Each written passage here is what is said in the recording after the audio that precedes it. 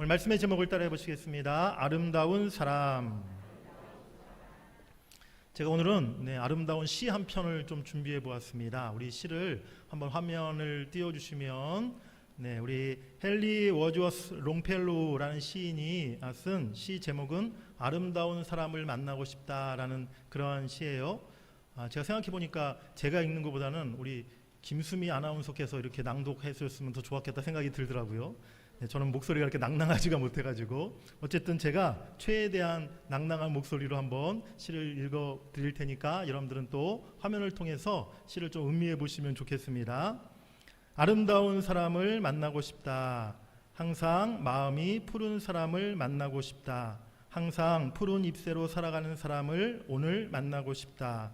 언제 보아도 언제 바람으로 스쳐 만나도 마음이 따뜻한 사람, 밤하늘의 별 같은 사람을 만나고 싶다.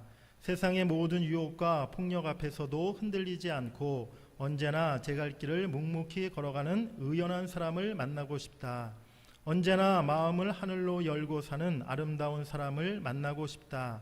오늘 거친 삶의 벌판에서 언제나 청순한 마음으로 사는 사슴 같은 사람을 만나고 싶다.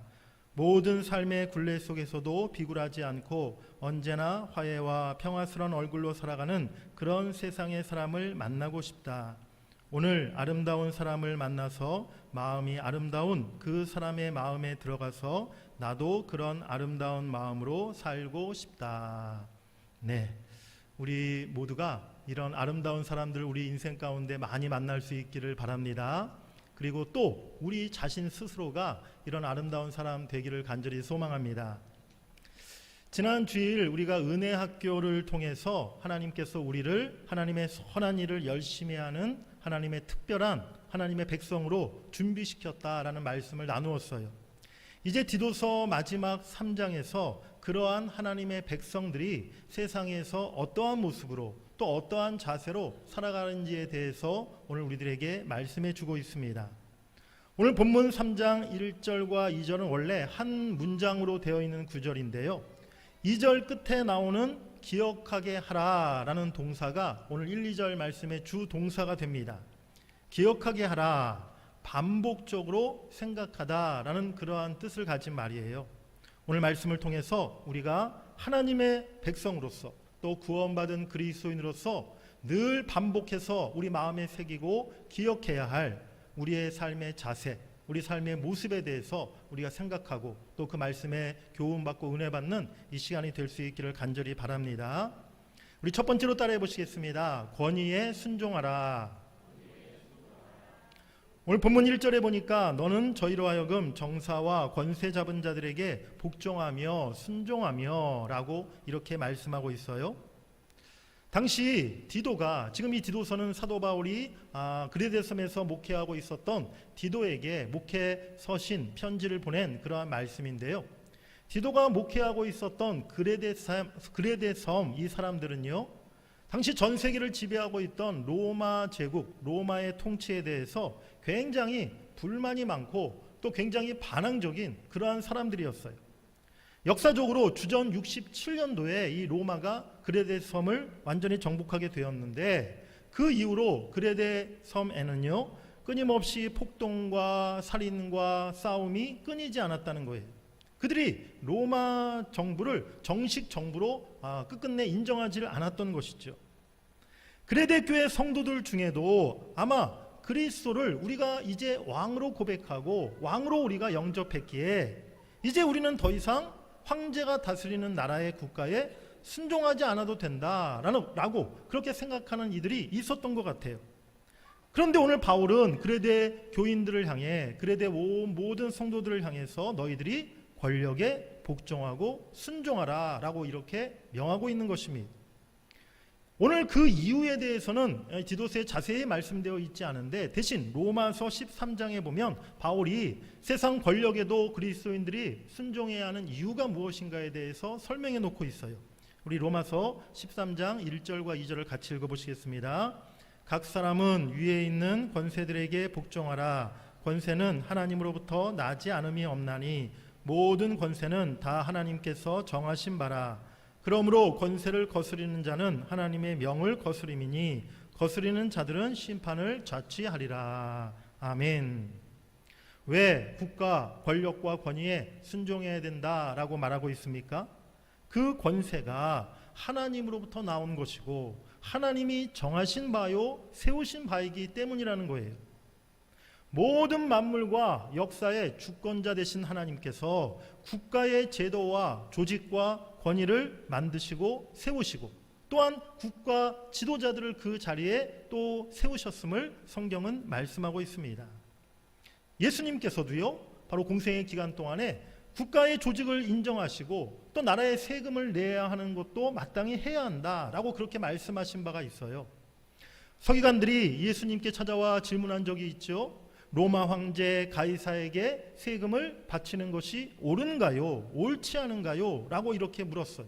그때 예수님이 뭐라고 대답하셨습니까?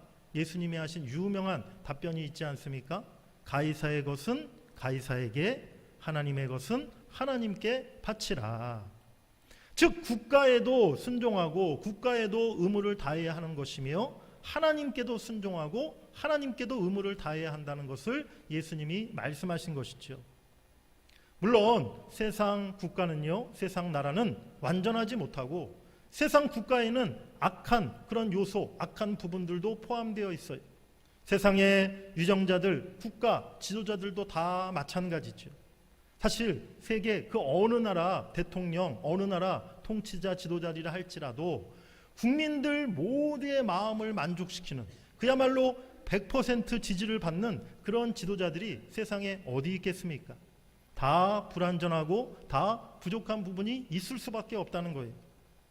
하지만 오늘 하나님은 국가의 질서와 평화와 안정을 위해서 국가 제도를 만드시고 지도자를 세우셨음을 성경에 말씀해 놓고 있어요. 그리고 하나님의 성도들도 그것을 받아들이고 인정하고 따라야 함을 명하고 있는 것입니다. 성도들은 성숙한 국민의 한 사람으로서 국가의 법과 질서를 따르고 또 그렇게 살아가는 것이 올바른 자세임을 우리가 기억해야 될 줄 믿습니다. 하지만 그 복종이 무조건적인 절대적인 복종이 될 수는 없다는 거예요. 국가의 명령과 하나님의 뜻이 서로 반대되고 배치되는 경우가 있을 수 있죠. 반기독교적이고 불의한 것까지 우리가 다 맹종하고 순종할 수는 없는 것입니다. 우리는 당연히 국가의 권위, 세상 지도자들의 권위보다 더 위에 있는 하나님의 권위에 먼저 순종해야 할 줄 믿습니다. 때로는 불의한 정권이나 권력의 요구에는 단호하게 또 지혜롭게 거부할 수 있는 그런 성도들이 되어야 한다는 것이죠. 우리 베드로전서 2장 13, 14절을 같이 읽어보시겠습니다. 인간의 모든 제도를 주를 위하여 순종하되 혹은 위에 있는 왕이나 혹은 그가 악행하는 자를 징벌하고 선행하는 자를 보상하기 위하여 보낸 총독에게 하라. 아멘. 인간의 모든 제도, 하나님이 세우신 국가라는 제도, 또 국가의 지도자들에게 순종하라 라고 베드로전서에서도 말씀하고 있어요. 그런데 하나님께서 그러한 제도를 만드신 이유, 또 국가의 그런 지도자들, 통치자들을 세우신 이유와 목적이 무엇이냐면 악을 징벌하고 선을 장려하는 일을 하도록 바로 그것을 세웠다라고 말씀하고 있는 것입니다. 그렇기 때문에 혹시라도 국가 권력이 거꾸로 하나님을 거역하고 악을 도모하고 선을 박해하는 일을 행한다면 그 권력에는 우리 그리스도인들이 순복할 수가 없다는 것이죠.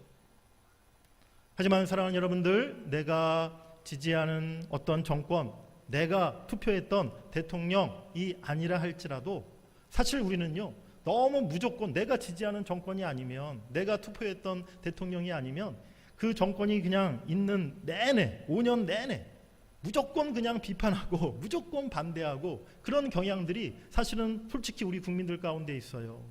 그 권위를 도대체 인정하지 않는다는 거예요.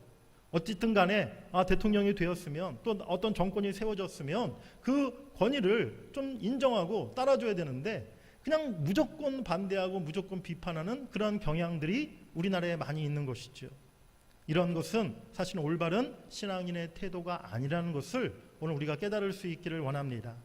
그리고 더 나아가서 우리 그리스도인들, 우리 성도들은요, 국가와 위정자들을 위해서 기도해야 할 사명이 있다는 사실을 잊지 말아야 될 줄 믿습니다.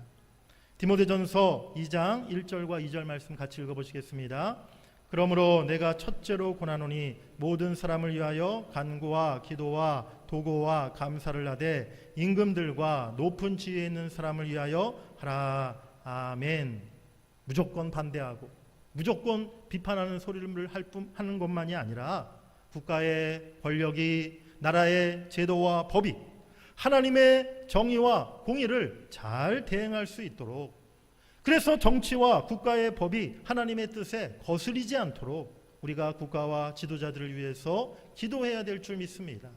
그 기도의 사명이 우리 그리스도인에게 있음을 늘 기억하면서 오늘날 정치가 잘못되고 나라가 잘못되고 법이 잘못되는 것, 물론 국가와 지도자들에게 책임이 있지만 그들을 위해 기도하지 못한 우리들에게도 잘못이 있다는 사실을 우리가 깨달아야 한다는 것이죠. 나라와 위정자들을 위해서 참으로 우리가 그들의 권위를 인정하되 또 그들의 잘못된 것들이 올바르게 되도록 기도할 수 있는 우리 모두가 될 수 있기를 간절히 바랍니다. 계속해서 바울은 모든 선한 일 행하기를 준비하게 하라라고 오늘 본문에 말씀하고 있어요. 이 말의 의미는요, 국가가 행하는 선한 사업에 적극적으로 동참해야 된다라는 그러한 의미입니다. 예를 들면 국가에서 어떤 환경 문제나 기후 변화에 따른 환경 보호 정책을 이렇게 펼친다면, 예를 들면 뭐 일회용품을 좀 쓰지 맙시다 이런 정책을 펼친다면 그것에 우리 그리스도인들도 적극적으로 협조해야 한다는 거예요.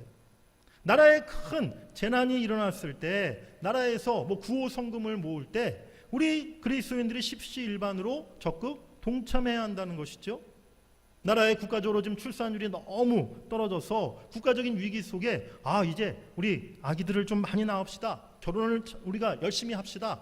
네, 열심히 한다고 결혼이 되는 건 아니지만 네, 어쨌든 우리가 참 결혼하는 일, 또 우리 출산하는 일을 우리 국민들이 좀 적극적으로 관심을 가집시다 라고 이야기한다면 적극적으로 결혼도 좀 열심히 하고 네, 아기도 좀 열심히 낳고 그렇게 할 필요가 있다는 거예요. 국가의 정책에 좀 관심을 가지고 또 나라의 지도자들 뽑는 선거에도 반드시 참여하는 것, 이 모든 것이 우리 또한 그리스도인이 해야 할 일이라는 것을 여러분들이 이 시간 깨달으시길 바랍니다. 그런데 하나님으로부터 나온 이러한 권위에 복종하라는 이 말씀은요, 비단 국가 권력에만 해당되는 것이 아니라는 거예요.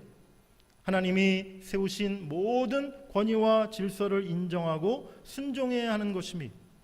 그것이 디도서 2장 1절에 말하고 있는 바른 교훈이라는 것이죠.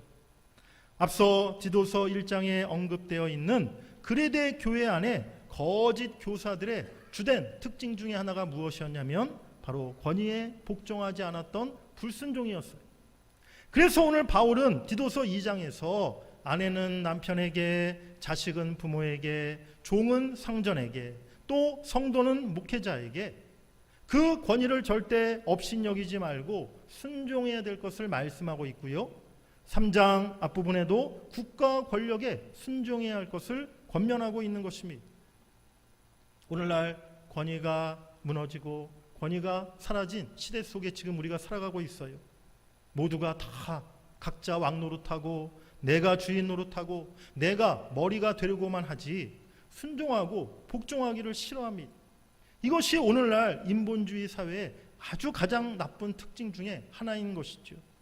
오늘 우리들은 이러한 시대를 본받지 말고 하나님이 세우시고 하나님이 허락하신 그 권위에 순종하고 또한 그 권위들이 정의롭고 올바르게 사용될 수 있도록 기도해야 될 줄 믿습니다. 그렇게 권위를 따르며 또한 그 권위가 올바른 권위가 될 수 있도록 늘 기도하고 힘쓰는 여러분들이 되시기를 간절히 바랍니다. 우리 크게 두 번째로 따라해 보시겠습니다. 선한 일에 힘쓰라. 이어지는 2절에서 이제 우리 그리스도인들이 세상에서 어떠한 모습과 자세로 살아가야 하는지에 대해서 말씀하고 있습니다. 우리 2절 말씀을 같이 함께 읽겠습니다. 아무도 비방하지 말며 다투지 말며 관용하며 범사의 온유함을 모든 사람에게 나타낼 것을 기억하게 하라. 아멘. 그리고 이제 그렇게 해야 되는 이유에 대해서 오늘 본문 3절부터 7절까지 바울이 쭉 설명하고 있고요. 결론적으로 8절에 이렇게 권고하고 있죠. 우리 8절도 같이 읽어보시겠습니다. 이 말이 미쁘도다. 원하건대 너는 이 여러 것에 대하여 굳세게 말하라. 이는 하나님을 믿는 자들로 하여금 조심하여 선한 일을 힘쓰게 하려 함이라. 이것은 아름다우며 사람들에게 유익하느니라. 아멘. 디도에게 모든 성도들이 선한 일에 힘쓰게 하도록 그렇게 말하고 가르치라라고 명하고 있어요. 세상에서 성도들이 아름다운 모습으로 무엇보다 다른 이에게 유익을 끼치는 그러한 성도로 살아가게 하라라고 오늘 말씀하고 있는 것입니다. 예수 믿는 성도들은요, 믿지 않는 사람들, 세상의 방식이 아니라 예수님의 선함을 본받아 우리가 이 세상을 살아가야 될 줄 믿습니다. 세상 사람들은 어떠한 방식으로 또 어떠한 모습으로 살아가든지 우리가 그것을 본받아 사는 것이 아니라 우리는 좀 더 다른 방식, 오히려 세상의 방식과 반대되는 그런 방식으로 이 세상을 살아갈 필요가 있다는 거예요. 때로는 세상 불신자들과의 관계에서 조금 욕을 먹을 수도 있고요. 우리가 억울한 일을 당할 수도 있어요. 하지만 그 가운데서 우리가 비방하지 말고 다투지 말고 관용과 온유한 자세를 모든 사람들에게 나타내 보일 수 있어야 될 줄 믿습니다. 바로 이것이 예수님께서 우리에게 보여주신 겸손과 용서와 온유함의 본을 우리가 본받고 따라가는 것이죠. 베드로전서 2장 23절 말씀에 보면 욕을 당하시되 맞대어 욕하지 아니하시고 고난을 당하시되 위협하지 아니하시고 오직 공의로 심판하시는 이에게 부탁하셨다라고 말씀하고 있습니다. 예수님은 욕을 받으실 때도 대신 그들을 욕하지 않으셨어요. 고난을 받으시되 위협하지 아니하시고 오직 공의로 심판하시는 하나님께 모든 것을 맡기셨는 줄 믿습니다. 우리가 이웃들과 때로는 다툼의 소지가 있다 하더라도 또 내가 좀 손해보고 억울한 일을 당했다 할지라도 우리가 이웃들과 다투면요, 결코 그 이웃과 선한 관계를 유지할 수가 없다는 거예요. 그들에게 사실은 우리가 복음을 전할 수 없고 그들에게 하나님의 은혜와 사랑을 나타내 보일 수가 없는 것이죠. 예를 들면 제가 이제 사택의 아파트에 살고 있는데 무슨 이유로 아랫집 내 분들과 싸울 일이 생겼다고 내 가정해 보겠습니다. 요즘에 아파트마다 사실은 이웃들 간의 다툼에 일이 벌어지는 일이 층간, 소음 문제가 사실은 요즘에 뉴스에도 많이 나오고 또 아파트마다 그런 일들이 많이 있잖아요. 윗집에서 너무 이렇게 쿵쾅거리면 밑에 사람들이 막 항의하고 또 그게 이제 다툼에 그 일이 벌어지는 경우들이 많은데 예를 들어서 저희 집에 그런 일이 있었다는 게 아니라 예를 들어서 저희 밑에 분들이 어느 날 저희 집에 찾아와서 띵동띵동 하고 막 문을 쾅쾅 치면서 윗집 분들 왜 이렇게 시끄럽냐고, 우리 아랫집에 사람들인데 당신애들 때문에 밤에 잠을 잘 수가 없다고. 그런데 저희 집은 어린아이들이 있는 것도 아니고 누가 이렇게 뛰어다니는 일이 없는데 그냥 거실을 조그맣게 이렇게 밤에 가끔 왔다 갔다 했을 뿐인데 그 정도 가지고 밑에 분들이 와서 막 그렇게 화를 내고 막 따지고 하면 제 입장에서는 어떻겠습니까? 당연히 억울하기도 하고 또 저도 화가 날 수밖에 없겠죠. 그래서 제가 그 아래 사람들에게 제 목사니까 또 얼마나 제가 말을 잘합니까? 화려한 저의 이 언변을 막 앞세워서 또 논리 정연한 그런 또 말을 가지고 법을 따져가면서 당신들이 지금 주장하는 것은 아무것도 근거 없는 얘기고 법에도 맞지 않는 얘기고 상식에도 맞지 않는 얘기고 복음에도 맞지 않는 얘기입니다.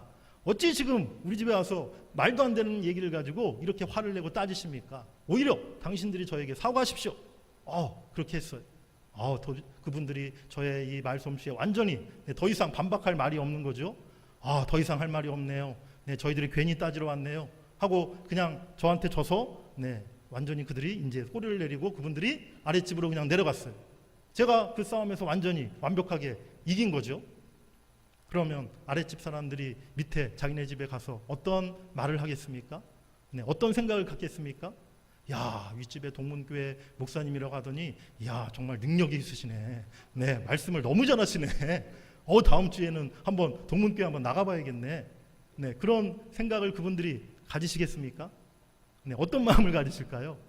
택도 없죠. 아마 뭐 집에 내려가자마자 뭐 있는 말 없는 말, 뭐 나쁜 말 다 섞어가면서 뭐 목사님이라고 하더니 뭐 예수 믿는다고 하더니 뭐 양보도 없고 뭐 그냥 더 싸납고 독하네. 막 내가 다시는 내가 교회를 가나 봐라. 네, 저런 사람들 믿는 예수님 내가 믿나 봐라. 그런 말 하지 않겠습니까? 바로 그렇습니다. 우리 기독교의 그리스도의 우리 그리스도인들의 능력은요, 사실은 어떤 우리의 말이나 우리가 가진 힘에서 나타나는 것이 아니라는 거예요.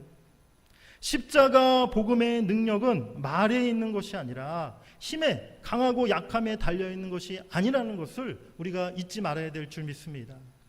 십자가의 능력, 복음의 능력이 무엇입니까? 그것은 낮아짐이, 자기를 부인하는 거예요. 내가 낮아지고 내가 죽는 것, 바로 그것이 십자가 복음의 능력이라는 것을 우리가 깨달아야 될 줄 믿습니다.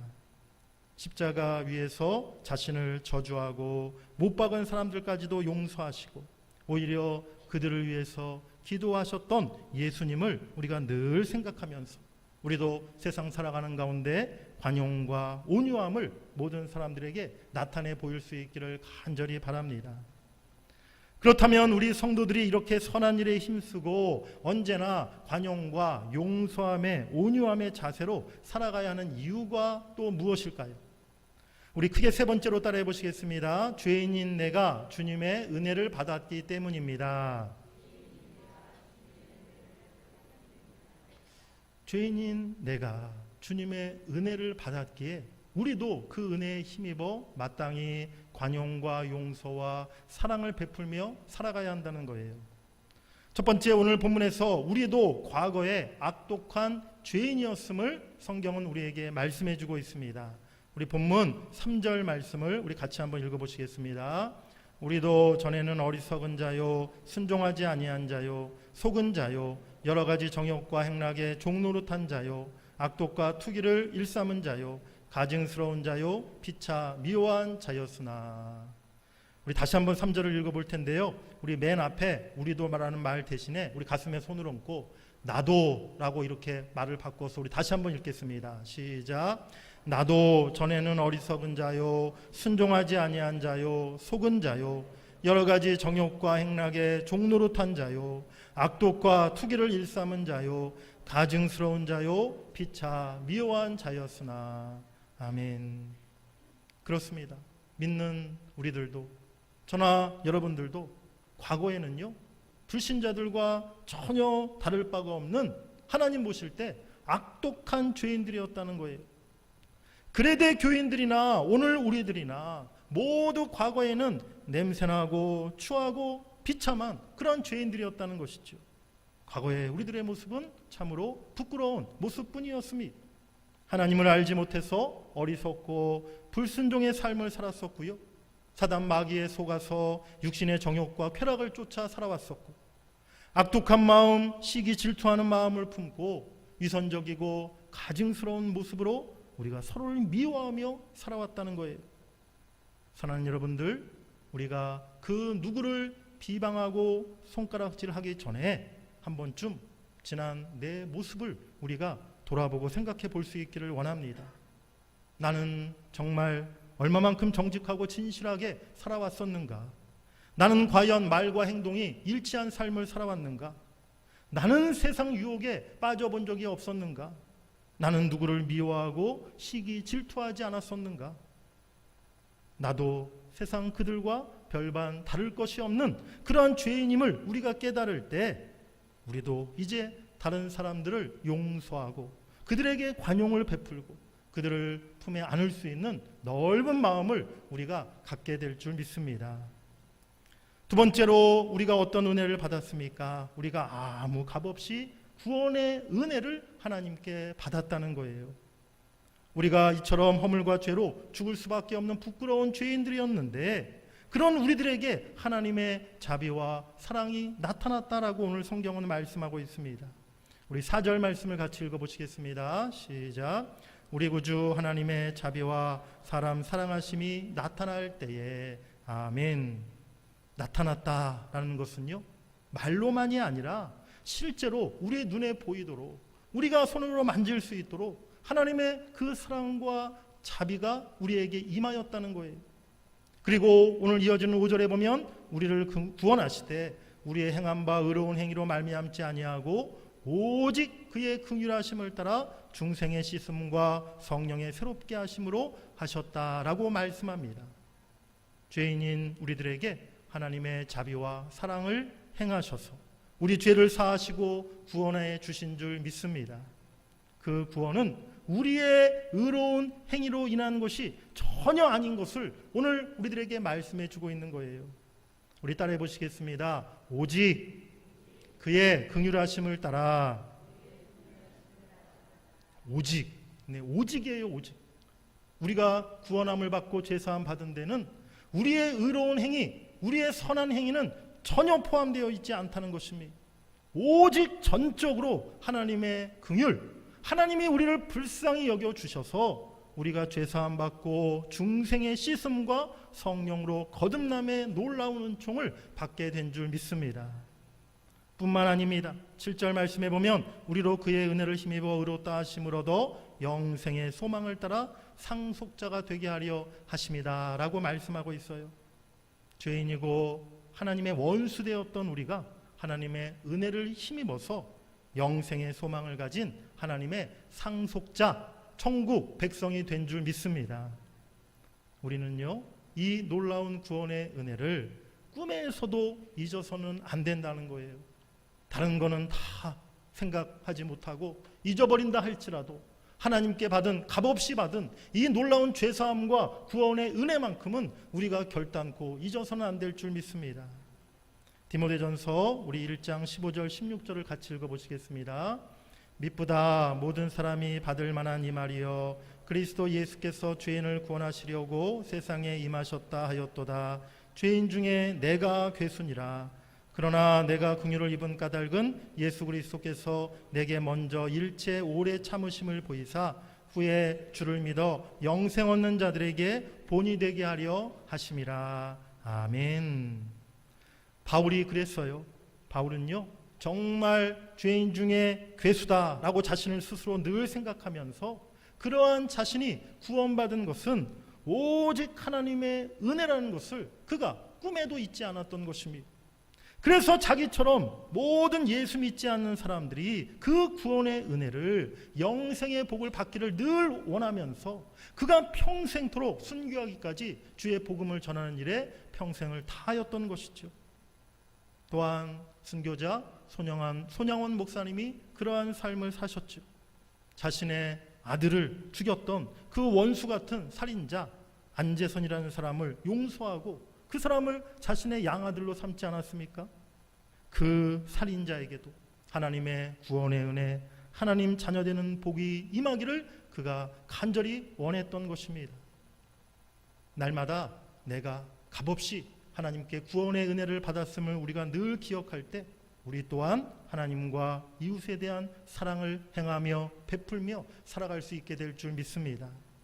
우리의 마음속에 이제 하나님으로부터 받은 그 놀라운 은혜, 크신 은혜를 우리가 마음속에 늘 기억하고 그것을 늘 새기면서 꿈에도 잊지 않으면서 우리의 삶에 이제 더욱 선한 일에 힘쓰는 저와 여러분 될 수 있기를 간절히 바랍니다. 우리 그리스도인들은요, 하나님이 세우신 권위에 순종하고 또 세상에서는 예수님을 본받아 선하고 겸손한 삶을 살도록 힘써야 하는 것입니다. 세상 사람들은요, 우리 기독교에 대한 평가를 우리 기독교인들의 삶을 보고서 하는 것입니다. 성경을 보면서 그들이 우리 기독교를 이해하는 것이 아니라 우리 그리스도인들의 삶의 겉으로 드러나는 모습을 보면서 우리 기독교를 세상 사람들은 이해하는 것이죠. 우리 기독교인들의 크리스찬들의 모습을 통해서 보이지 않는 하나님, 보이지 않는 예수님에 대해서 그들이 판단을 내리게 되는 것입니다. 사랑하는 여러분들, 나를 바라보고 있는 사람들의 그 눈에 지금 내가 어떤 사람으로, 어떤 크리스찬으로 비춰지고 있을지 여러분들이 이 시간에 한번 깊이 생각해 보시길 바랍니다.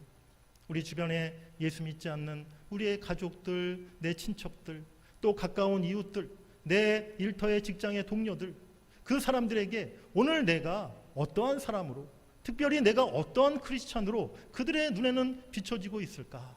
여러분들이 한번 깊이 생각해 보시기를 바랍니다. 나는 그래도 참 괜찮은 사람이지.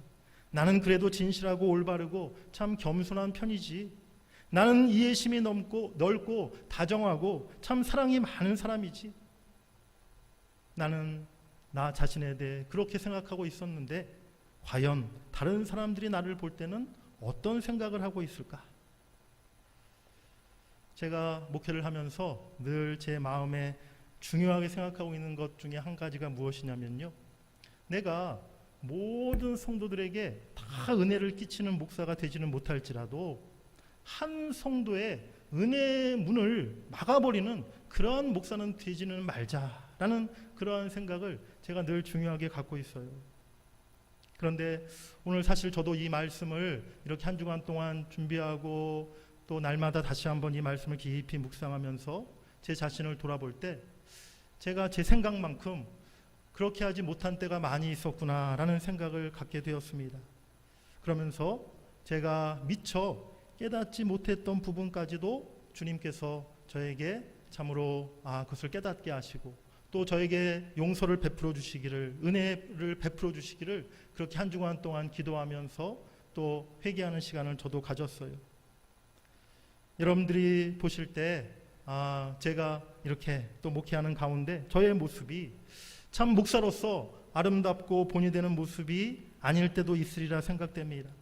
때로는 저의 모습을 보면서 우리 성도님들이 은혜가 되는 것이 아니라 은혜가 되지 않고 또 유익함이 되는 것이 아니라 유익함이 되지 못할 때도 있으리라 생각합니다. 혹시라도 지난 시간 동안에 그런 모습이 저에게 있었다면 여러분들이 오늘 또 이 시간을 통해서 또 용서하는 마음을 가져주시기를 부탁 말씀드리고요.